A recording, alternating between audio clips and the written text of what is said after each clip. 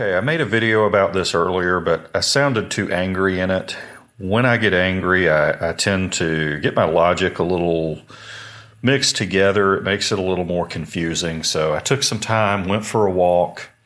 Let me go through this for you while being happy. Okay? I'm going to be happy about this. I'm going to look at the humorous side. When I purchased this rig new, I did notice that the tabs on the fuse block were broken off. Top and apparently the bottom too. You can see where they snap onto the bracket back there. They're broken off. But the fuse block was solidly in place. It wiggled a little bit, but it was serviceable. So to tell you the truth, it's just wasn't that big of a deal to me. It looks like you have to replace the entire wiring harness to replace the fuse block. So I didn't want to have to deal with that. When they go in and they replace the wiring harness, who knows what else is going to get messed up. I don't know. But it was in there. And I just left it alone. So now, fast forward, I took it up to Blue Moon to get some warranty work done. During that process, he did take the seat off, and I had taken the seat off a few times before because I made my own bracket and put on it. But I had left the fuse block alone, not messed with it. He took the tank, moved it out of the way, I guess, at least shifted it out of the way, put a new brake line on. Several other things were done, but when it was put back on, the bracket, the fuse block was no longer in the bracket. It was behind the bracket and flopping behind it. Wasn't dangerous, but it was not locked into the bracket any longer. So I got the opportunity to work on it a little bit. So I moved the fuse box out of the way. I loosened the tank, put it back. I pushed the fuse box back onto the bracket so that it was, again, it wobbled a little bit, but it stays. And I discovered you really have to jam that toolbox up behind the bracket hard. And that's what was really stabilizing the fuse box, is the tank was, or the toolbox was ramming it into the back of the bracket. So I got to looking closely and I thought, well, maybe the bracket is asymmetric. Maybe if I flip the bracket over, it will hold the fuse box further away from the tank, thinking possibly it got removed at Blue Moon and swapped over. I don't know, but that was my reasoning. So I did take the bracket off. It turns out it's not asymmetrical. It's symmetrical. It's the same both ways. Fine. And I get to looking at the back of the fuse box. Now, originally, I thought the wires came out and probably turned and came out the side. They were, I assumed they were protected, and I discovered they're not protected. They've been wedged under pressure between the fuse box and the toolbox to the point they've started to chafe, and one of them has actually chafed all the way through. There's exposed wire on the back of this fuse box now. So let me see if I can get close enough to help you see that. So that blue wire, you can see a gap in the insulation. It's exposed wire, and as soon as it gets through the paint on the toolbox, that's a potential short. You can see the other wires have similar evidence. They're not all the way through yet, so they'll be fine.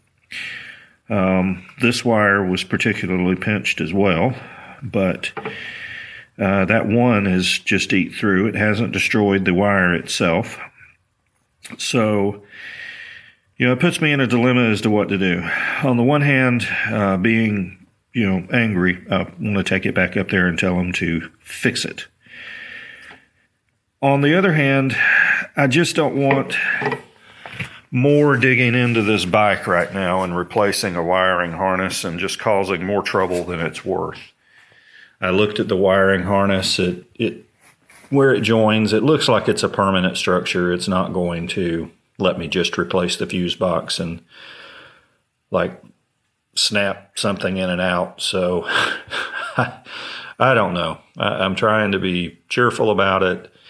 Like I said, I was willing to ignore the tabs, but now I see where it's actually been chafing on the toolbox back there and cutting the wires.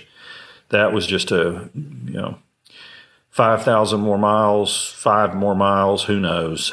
That could have shorted out and popped that fuse. I don't know what that circuit is, but it could leave me walking. Okay, here's the bracket solution. This has not been adjusted yet. You can see that it's straight up. This I've already adjusted.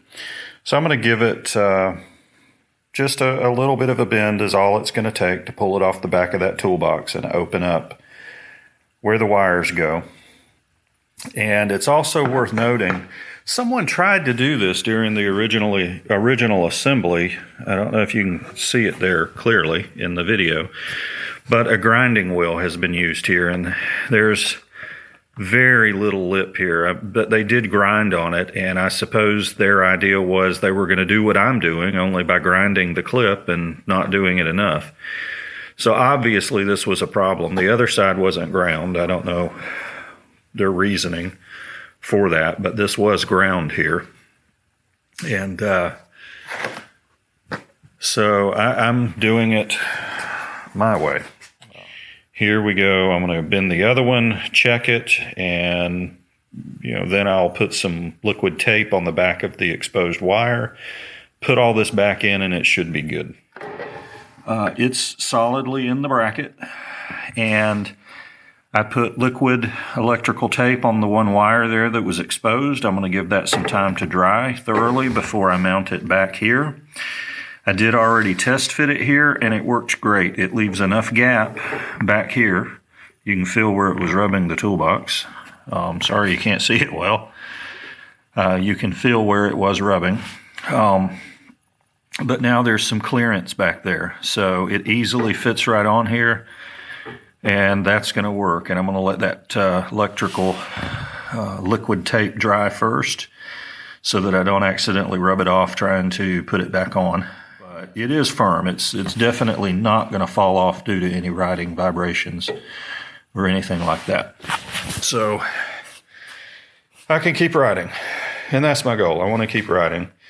Okay, when I went to actually push it in, I found out it was still real close back there.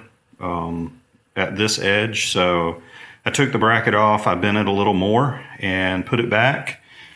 It's there. It's not the snuggest fit in the world, but it's there and it's holding on. So that's how I'm going to run it for a little while. Anyway, hope you enjoyed the video. Leave a comment, yell at me. Some of you are probably going to go, that's no big deal, fix that and go. There's no reason to be angry about it. Others of you would probably want to take it back and tell them to replace everything and get it fixed. I fall somewhere in the middle.